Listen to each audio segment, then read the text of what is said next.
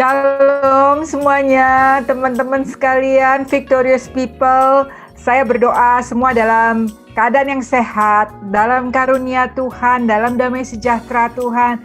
Semua tetap ada di dalam kebaikan-kebaikan dan anugerah Tuhan.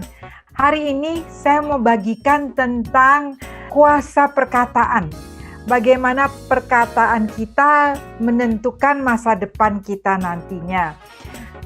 Ada sebuah cerita yang saya baca dan cerita ini luar biasa sekali, saudara. Seorang anak yang kita tahu namanya Thomas Alva Edison. Waktu dia masih kecil, suatu hari dia pulang dari sekolahnya dan dia membawa surat kepada maminya, surat dari sekolahnya. Waktu maminya buka amplop itu, keluarkan surat dan mulai membaca, maminya sempat tersentak dan diam. Lalu Thomas tanya sama maminya, "Mam," dia bilang, "apa surat itu tertulis apa dari sekolah? Mami bisa bacakan, ibu bisa bacakan?" Lalu ibu itu sempat diam dan kemudian ibu itu membacakan. Dan dia membacakan dengan kata-kata seperti begini, "Madam, sungguh anakmu ini adalah anak yang genius, yang otak dan kemampuannya tidak sesuai dengan apa yang kami berikan. Karena itu, kirimlah anakmu ke sekolah yang lebih baik untuk memberikan ilmu pengetahuan yang jauh lebih baik."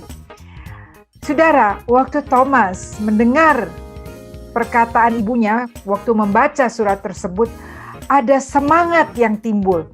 Ada keinginan untuk belajar lebih lagi. Akhirnya Thomas benar-benar belajar dengan sungguh-sungguh di sekolah lain ya. Dia belajar sampai kita semua tahu dia adalah seorang yang menjadi berkat luar biasa. Bahkan berkatnya sampai hari ini kita masih menikmati dengan adanya listrik, saudara. Dia menemukan electricity. Saudara, suatu saat waktu ibu daripada Thomas meninggal dunia, dia sedang merapi-rapihkan barang-barang ibunya dan dia menemukan surat yang pernah dia berikan waktu dia masih muda, waktu dia masih kecil di sekolah. Saudara, lalu dia buka surat itu dan Thomas Alva Edison begitu kaget karena apa yang tertulis di dalam surat itu ternyata tidak sama dengan apa yang ibunya bacakan. Tahukah saudara apa yang tertulis dari sekolah itu? Surat itu menuliskan, "Nyonya, anak saudara Thomas Alva Edison adalah anak yang bodoh dan tidak dapat mengikuti pelajaran yang kami berikan. Bahkan guru-guru sudah kelelahan." Saudara yang dikasihi, perhatikan saudara, perkataan dari seorang ibu, perkataan dari orang tua, khususnya ibu, itu mempunyai kuasa di dalam perkataan itu. Mulut daripada orang percaya itu dipakai untuk memberkati. Dan pada saat kita mengeluarkan kata-kata berkat, terutama kepada anak-anak kita, kepada suami kita, kepada istri kita, kepada keluarga kita, ada perkataan, kuasa perkataan yang luar biasa. Amsal 18 ayat 21 firman Tuhan berkata, "Hidup dan mati dikuasai lidah. Siapa suka mengemakannya akan memakan buahnya." Sekarang, maukah kita sebagai orang percaya menggunakan perkataan ini untuk membawa kehidupan? Biarlah perkataan kita ini mengeluarkan kata-kata yang membangun, memulihkan, menyembuhkan, membawa damai sejahtera. Saudara, pakai perkataan kita untuk membawa kehidupan. Karena setiap perkataan berkat itu membawa kehidupan. Dan kehidupan itu tentunya akan membawa kita pada kekekalan, kepada sorga. Sebaliknya saudara, perkataan-perkataan yang membawa kematian, dalam hal ini perkataan yang jahat, perkataan dusta, perkataan yang menjelekkan orang lain, perpecahan, segala yang tidak berkenan, segala yang tidak baik, itu akan membawa kepada dosa, saudara. Dan kita tahu dosa, upah dosa adalah maut. Dosa itu membawa kepada kematian. Mungkin tidak secara jasmani, tetapi secara rohani. Tapi itu adalah langkah menuju kepada kematian kekal, neraka, saudara. Karena itu, saudara, perkataan kita, biarlah kita mendisiplinkan perkataan ini. Jangan bahkan banyak berkata-kata, hati-hati dengan teman-teman yang mungkin suka berkata-kata yang tidak baik. Karena itu kita harus menjaga lidah kita. Kita harus menjaga perkataan. Bagaimana cara kita menjaga lidah kita, perkataan kita, mulut kita yang kecil ini, tapi bisa menyembuhkan, mengubah masa depan seseorang seperti Thomas Alva Edison, atau sebaliknya, menghancurkan.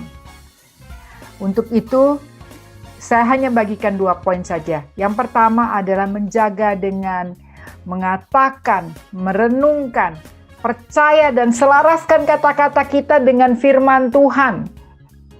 Untuk menyelaraskan perkataan kita dengan firman Tuhan, kita harus percaya dengan firman Tuhan. Membiasakan sehingga firman Tuhan itu hidup dalam kehidupan kita. Saudara yang dikasihi, Alkitab itu positif, sangat-sangat baik, sangat-sangat berguna bagi kehidupan saudara dan saya. Firman Tuhan katakan pada saat kita lemah, firman Tuhan mengatakan kita itu kuat. Pada saat kita miskin, firman Tuhan mengatakan kita itu kaya. Pada saat kita tidak ada pengharapan, firman Tuhan janjinya mengatakan kita ada pengharapan, bahkan pengharapan yang tidak mengecewakan. Firman Tuhan selalu mendatangkan berkat. Firman Tuhan selalu membawa kepada masa depan yang indah. Tidak ada yang mustahil bagi Tuhan dan bagi orang yang percaya. Yang kedua, saudara, bagaimana kita menjaga lidah, bagaimana kita menjaga perkataan kita sehingga itu membawa kepada kehidupan. Jaga hati dengan segala kewaspadaan. Jaga hati. Hati di sini bukan berarti organ tubuh, tetapi hati di sini berarti pusat kehidupan, saudara. Ya, firman Tuhan berkata dari Lukas 6 ayat 45. Orang yang baik mengeluarkan barang yang baik dari perbendaharaan hatinya yang baik. Dan orang yang jahat mengeluarkan barang yang jahat dari perbendaharaannya yang jahat. Karena yang diucapkan dari mulutnya meluap dari hatinya. Jadi saudara, apa yang keluar dari mulut kita ternyata memang keluar dari hati kita. Jadi biarlah waktu hati kita dipenuhi, dibasuh dengan firman Tuhan, semuanya akan menjadi baik. Hari ini biarlah kita menyelaraskan perkataan kita dengan firman Tuhan dan menjaga hati kita dengan kewaspadaan, karena yang keluar dari hati kita yang menghasilkan perkataan-perkataan. Biarlah hati kita dipenuhi dengan segala yang baik. Perkatakan firman Tuhan, karena firman Tuhan adalah berkat. Dan berkat itu akan mendatangkan kebaikan bagi saudara, bagi orang yang diberkati, dan itu membawa kita kepada kehidupan, dan tentunya kehidupan itu membawa kita kepada kekekalan sorga. Saudara yang dikasihi, mari kita tutup di dalam doa. Bapa di surga, terima kasih untuk hari ini Engkau mengajar setiap kami untuk menjaga perkataan kami, khususnya lebih-lebih lagi di hari-hari ini. Biarlah perkataan-perkataan kami adalah perkataan yang membawa kehidupan, kesembuhan, pemulihan, ucapan syukur, kata-kata yang menyenangkan hatimu, kata-kata yang memuliakan hatimu. Tuhan, urapi perkataan kami, berikan kekuatan kepada kami untuk menjaga hati kami juga, sehingga apa yang keluar dari hati kami sungguh selaras dengan kebenaran firman Tuhan. Terima kasih Tuhan, kami percaya Tuhan Engkau saat ini mengurapi setiap kami, Roh Kudus akan menuntun kami, mengingatkan kami, bahkan menegur kami pada saat kami memperkatakan hal-hal yang tidak baik atau tidak menyenangkan, memuliakan nama-Mu. Terima kasih Tuhan Yesus, terima kasih Roh Kudus. Kami berdoa di dalam satu nama yang luar biasa, satu nama yang kudus, Yesus Kristus. Haleluya. Amin. Tuhan Yesus memberkati saudara. Sampai jumpa di lain kesempatan. Shalom.